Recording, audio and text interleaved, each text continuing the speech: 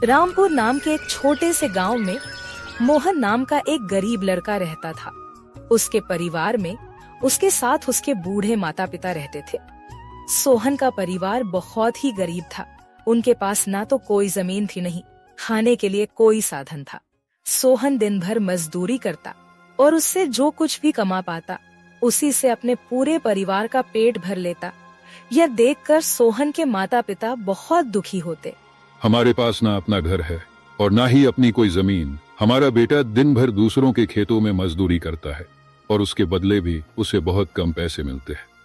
हम दोनों अपने बेटे पर बोझ बन रहे। परेशान मत हो रीमा, हमारा बेटा बहुत मेहनती है, भगवान सब देख रहा है। सोहन ने कभी किसी के साथ गलत नहीं किया, वह ईमानदारी से मेहनत करता है। उसने बचपन से बहुत परेशानियां देखी हैं, पर उसने कभी हार नहीं मानी।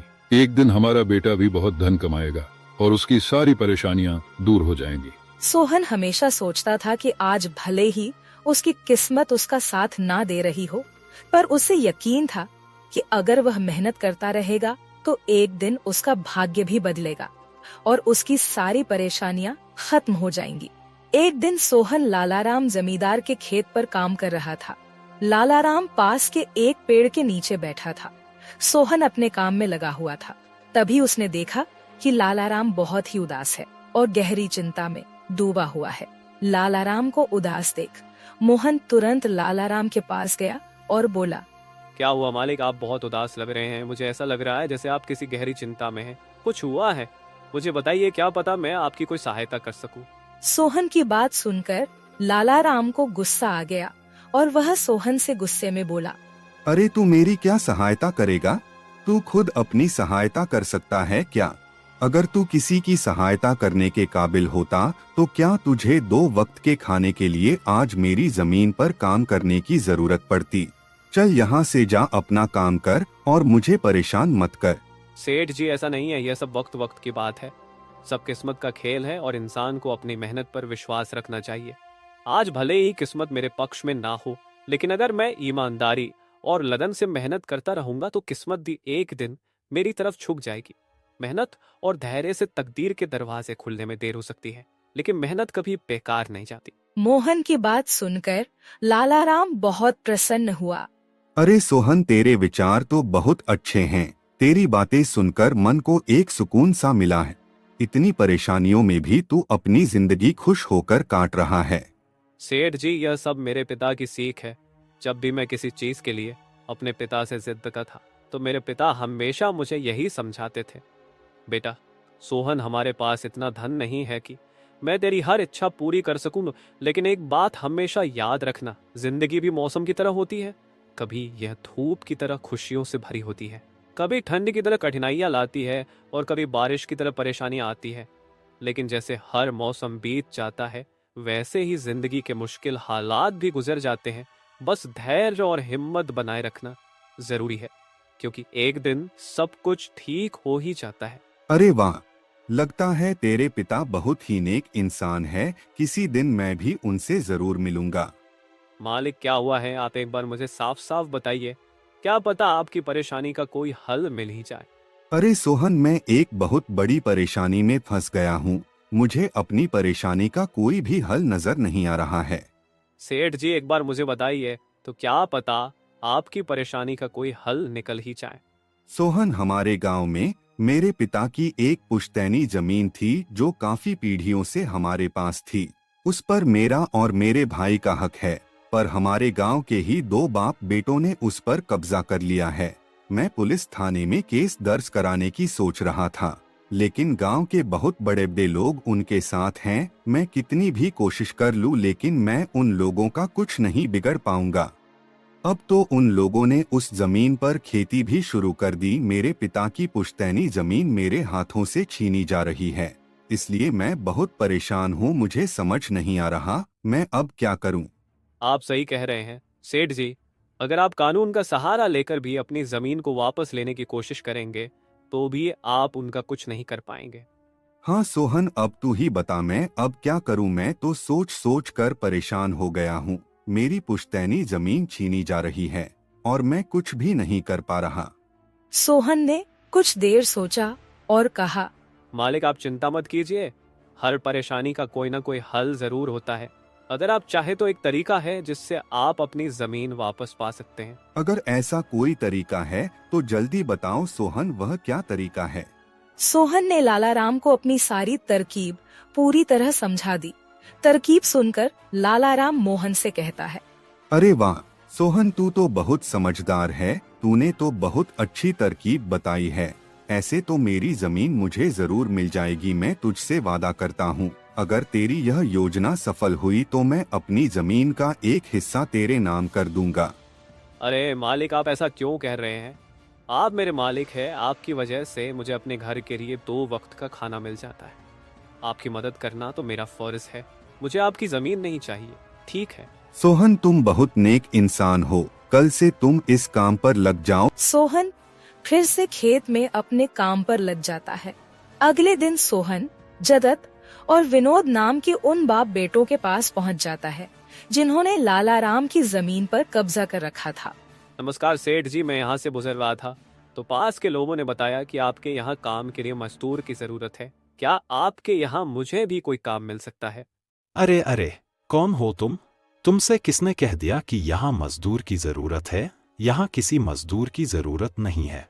सेठ जी, मैं एक मजदूर हूँ, पास ही के गांव में रहता हूँ काम की तलाश में। इधर उधर भटक रहा हूँ, हर दिन कहीं ना कहीं काम मिल जाता है, बस उसी काम को करके अपना पेट पालता हूँ। कभी खेती कर लेता हूँ तो कभी कोई मजदूरी। यह तो ठीक है, पर हमारे यहाँ फिलहाल कोई काम नहीं है। सेठ जी, मैंने तो सुना है कि आप लोग इस गांव के सबसे बड़े जमींदार हैं, आपके पास बहुत सारी जमीन है, इसलिए आपके यहाँ हमेशा मजदूरों की जरूरत रहती है। इसलिए मुझे लगा कि यहाँ मुझे कोई ना कोई काम जरूर मिल जाएगा। अरे भाई, मैंने कहा ना, यहाँ किसी भी मजदूर की जरूरत नहीं है। इसका मतलब लाला राम सेठ आपके बारे में सही कह रहे थे? लाला राम ने हमारे बारे में क्या कहा? अरे कुछ नहीं सेठ जी, चलिए तो मैं चलता हूँ। सेठ जी, आपके यहाँ तो कोई काम नहीं है, मैं अपने लिए कहीं और कोई काम देख लेता हूँ। सोहन वहाँ से जाने लगता है। तभी जगत विनोद ने सोहन को रोककर यह पता लगाने के लिए बोलता है कि लाला राम ने सोहन को उन लोगों के बारे में क्या बताया है। अरे भाई, इधर आओ, शायद तुम्हारे लिए हमारे पास एक काम है। सोहन तुरंत उनके पास चला गया और बोला, धन्यवाद सेठ जी, बताइए क्या काम है? आप जो भी काम बोलेंगे मैं हर काम करने के लिए तैयार हूँ, आखिर बूढ़े माँ बाप का पेट पालना है। अरे सब्र रखो, काम तो हम तुम्हें बता ही देंगे। पहले यह बताओ कि लाला राम हमारे बारे में क्या कह रहा था। सेठ जी, मैं पहले लाला राम सेठ के यहाँ काम करता था, पर वह बहुत ही कंजूस और बदतमीज आदमी है। मैं उनकी यहाँ दिन रात मेहनत करता, पर इतनी मेहनत करने के बाद भी वो मेरी सही मजदूरी नहीं देता था। इस बात पर कल मेरी उससे बहस हो गई थी। फिर क्या हुआ? लाला राम ने हमारे बारे में क्या कहा? जब मेरी सेठ लाला राम से बहस हो रही थी तब उसने ने मुझे कहा कि पूरे गांव में उनसे ज्यादा मजदूरी कोई नहीं दे रहा। तो मैंने गुस्से में कह दिया कि गांव के सबसे बड़े जमींदार जगत सेठ और विनोद सेठ सबसे अच्छी मजदूरी देते हैं, इसलिए उनके यहाँ हमेशा काम करने वालों की भीड़ रहती है। हाँ भाई, बिल्कुल सही कहा था। आखिर हम गांव के सबसे बड़े जमींदार हैं। हमारा फर्ज है कि जो भी मजदूर हमारे यहाँ काम करता है उसे उसकी मेहनत के हिसाब से सही मजदूरी मिले। वाह सेठ जी, आपने बहुत अच्छी बात कही। लाला राम सेठ कभी भी आपकी बराबरी नहीं कर सकता, वह तो शायद आपके जितना भी नहीं सोच सकता। जगत और विनोद सोहन की चापलूसी भरी बातों में आ जाते हैं और उसे अपने यहाँ काम पर रख लेते हैं। चलो अब काम की बात करते हैं। तुम एक अच्छे इंसान लगते हो, हमें अपने खेत पर काम करने के लिए तुम्हारे जैसे ही एक मजदूर की जरूरत है। कल से ही काम पर आ जाना। कुछ दिन ऐसे ही बीत गए। एक दिन जगत अपने बेटे विनोद से बोला, विनोद बेटा, यह सोहन तो बहुत मेहनती है, यह अकेले ही 4 लोगों का काम कर देता है। अच्छा हुआ कि हमने इसे रोक लिया। हाँ पिताजी, आप सही कह रहे हो, सोहन बहुत मेहनती है, इसके जितना काम शायद ही कोई और करता होगा। ये पूरा दिन यहाँ काम पर अकेला लगा रहता है। सोहन की मेहनत ने जगत और विनोद का दिल जीत लिया। कुछ दिन और बीत गए। एक शाम जगत और विनोद अपने खेतों का दौरा कर रहे थे। जब वे अपने खेत पर पहुँचे तो देखा कि सोहन इतने देर तक भी काम कर रहा था। सोहन भाई, अब तो रात होने वाली है, तुम इतनी देर तक काम क्यों कर रहे हो? अब घर जाओ और आराम कर लो। सेठ जी, हमारी किस्मत में आराम कहाँ है? घर पर बूढ़े माँ बाप है, काम नहीं करूंगा तो उनके लिए 2 वक्त का खाना कहाँ से जुटा पाऊंगा?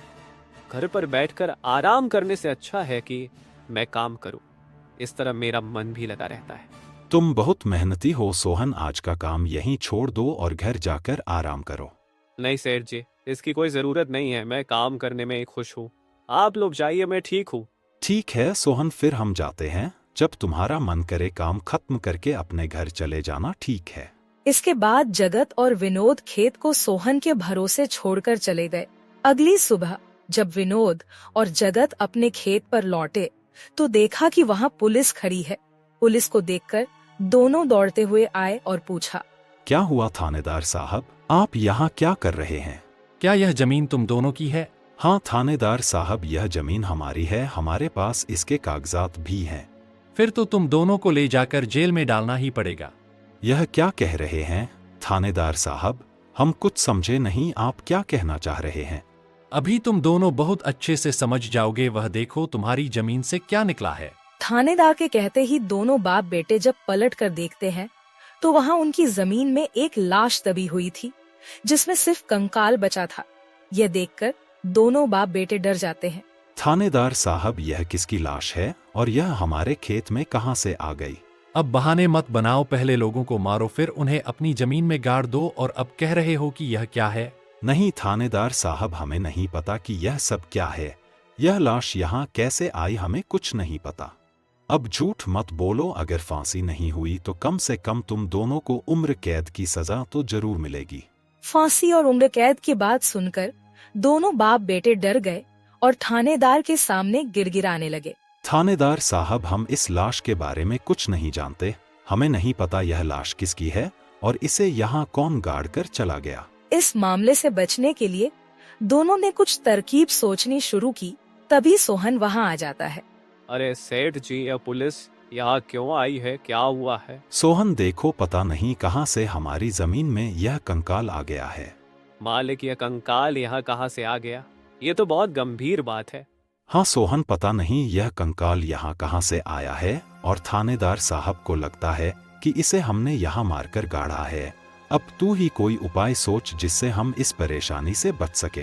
तीनों को आपस में खुसर फसर करते देख थानेदार ने कहा, अब कोई तरकीब मत बनाओ, तुम दोनों बाप बेटों में से कोई एक तो जरूर जेल जाएगा। अब तुम ही तय करो जेल कौन जाएगा। थानेदार साहब, थोड़ा सा समय दीजिए, हम तय कर ले कि जेल कौन जाएगा। मैं बस 5 मिनट देता हूँ, जल्दी से फैसला करो कौन जाएगा जेल। सोहन, जगत और विनोद थोड़ी दूरी पर जाकर बात करने लगे। देखो मालिक, दोनों के फंसने से अच्छा है कि कोई एक फंसे। अब सोचिए कौन जाएगा। हम दोनों में से कोई भी जेल नहीं जाना चाहता। सोहन भाई, कोई उपाय सोचो जिससे हम दोनों इस मुसीबत से बच सके। मालिक, एक बात कहूँ, इस कंकाल को देखकर ऐसा लगता है कि इसे काफी महीने पहले जमीन में दबाया गया होगा। जगत फांसी की बात सुनकर पहले ही डर गया था और सोहन की बात सुनते ही उसने फटाफट पूरी कहानी सोहन को बता दी। देखो सोहन भाई, सच कहूँ तो यह जमीन हमने कुछ महीने पहले ही लालाराम से हड़प ली थी। विनोद की बात सुनकर मोहन ऐसा दिखाने लगा जैसे उसे कुछ पता ही ना हो। क्या क्या कहा मालिक आपने? ये जमीन हड़पी थी, मुझे कुछ समझ नहीं आ रहा, जरा साफ साफ बताइए। जगत ने जमीन हड़पने की पूरी कहानी सोहन को बताई। पूरी कहानी सुनने के बाद सोहन ने कहा, मालिक, मेरे पास एक तरकीब है जिससे सांप भी मर जाएगा और लायत ही भी नहीं टूटेगी। जल्दी बताओ सोहन भाई, क्या तरकीब है? तरकीब बताने से पहले मुझे यह बताइए कि आप लोगों के लिए क्या ज्यादा जरूरी है, यह जमीन या आप दोनों की जान? सोहन, इसमें पूछने वाली कौन सी बात है? हमारे लिए जमीन से ज्यादा हमारी जान प्यारी है। तो एक काम कीजिए मालिक, आप सबसे पहले जाकर थाने आर को बताइए कि यह जमीन सेठ लालाराम की है। आप उनसे बोलिए कि हमने तो कुछ महीने पहले ही यह जमीन बस काम करने के लिए उनसे ली थी, बाकी का काम मैं संभाल लूंगा। अरे सोहन, लेकिन इससे तो हमारी जमीन हमसे छिन जाएगी, फिर क्या होगा?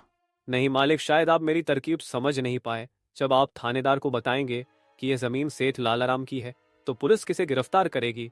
सेठ लालाराम को। और जब लालाराम जेल चला जाएगा तब आप लोग फिर से जमीन पर कब्जा कर सकते हैं। इससे आप लोग भी जेल जाने से बच जाओगे और जमीन भी आपके ही के पास रहेगी। सोहन की तरकीब सुनकर दोनों बाप बेटे दंग रह गए। वाह सोहन भाई, तुम तो बहुत होशियार हो। आज तक तुमने हमें अपने काम से खुश किया था, अब तुम्हारी बुद्धि हमारी जान भी बचाएगी। इसके बाद तीनों थानेदार के पास गए और मोहन ने जो कुछ कहा था वही बात दोनों बाप बेटे थानेदार से कहने लगे। थानेदार साहब, यह जमीन हमारी नहीं है। हमने कुछ महीने पहले ही काम करने के लिए यह खेत लालाराम सेठ से लिया था। वह जब खुद फंस गए हो तो अब किसी और को फंसाकर अपनी जान बचाना चाहते हो ना? साहब, अगर आपको हमारी बात पर यकीन नहीं हो रहा तो आप सोहन से पूछ लीजिए। वह हमारे साथ बस कुछ दिनों से ही काम कर रहा है। इससे पहले वह सेठ लालाराम के यहाँ काम करता था। बोलो सोहन, यह जमीन किसकी है? थानेदार साहब, ये जमीन सेठ लालाराम की है। जगत सेठ और विनोद सेठ ने तो बस कुछ समय से इस जमीन पर खेती कराना शुरू किया है।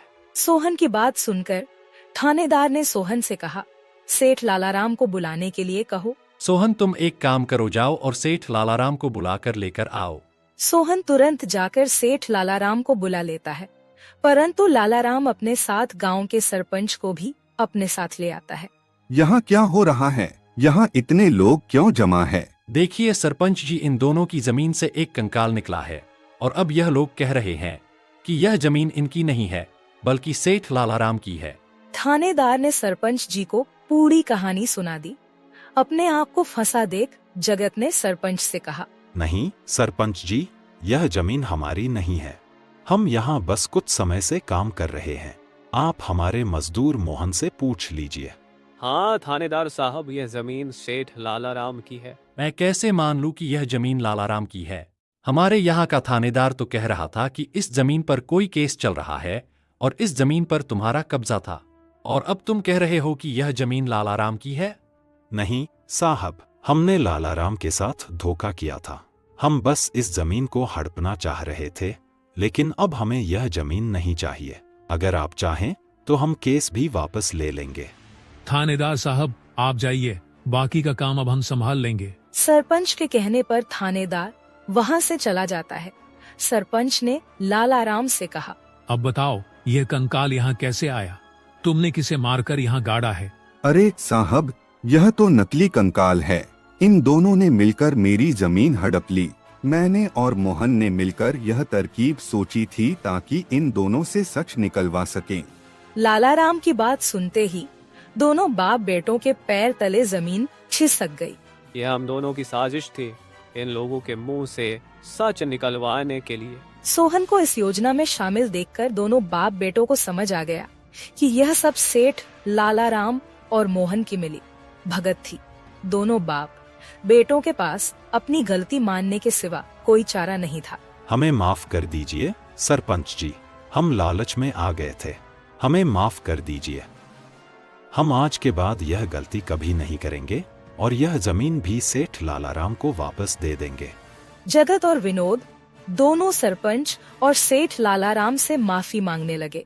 दोनों को इतना गिड़गिड़ा देख लालाराम ने उन्हें माफ कर दिया। सरपंच ने भी उन्हें जेल नहीं भेजा और सेठ लालाराम ने अपना केस वापस ले लिया। लालाराम के केस वापस लेने के बाद सरपंच जी भी वहाँ से चले जाते हैं। धन्यवाद सेठ लालाराम जी, आपने हमें माफ कर दिया। आज के बाद हम ऐसी गलती कभी नहीं करेंगे। ठीक है जगत, कोई बात नहीं, मैंने तुम्हें माफ किया। बस याद रखना कि एक जमीन के टुकड़े के लिए तुम अपनों के साथ कभी गलत नहीं करना। बुरे समय में तुम्हारे अपने ही तुम्हारे साथ खड़े होंगे। जमीन का क्या है, कभी मेरी तो कभी तुम्हारी। आखिर में सेठ लालाराम ने सोहन को जमीन का एक हिस्सा दे दिया और उसे जमीन का मालिक बना दिया। सोहन, जैसा कि मैंने वादा किया था, जिस जमीन पर तुम काम कर रहे थे, आज से वह जमीन तुम्हारी है और अब तुम उसके मालिक हो। नहीं मालिक, इसकी कोई जरूरत नहीं है। याद करो सोहन, तुमने मुझसे क्या कहा था? बस मेहनत करते रहो, एक दिन तकदीर का दरवाजा जरूर खुलेगा। तो समझो तुम्हारी तकदीर का दरवाजा खुल चुका है और अब तुम भी जमीन के मालिक हो। अब से तुम्हें किसी और के यहाँ काम करने की जरूरत नहीं पड़ेगी। इस तरह मोहन ने अपनी मेहनत और बुद्धि से सेठ लालाराम को उसकी जमीन वापस दिलाई और दोनों ठगी करने वाले बाप बेटों को भी सबक सिखाया। इस तरह मोहन ने अपनी मेहनत और चतुराई की मदद से अपनी फूटी किस्मत बदल दी और अब वह भी एक बड़ी जमीन का मालिक बन गया था।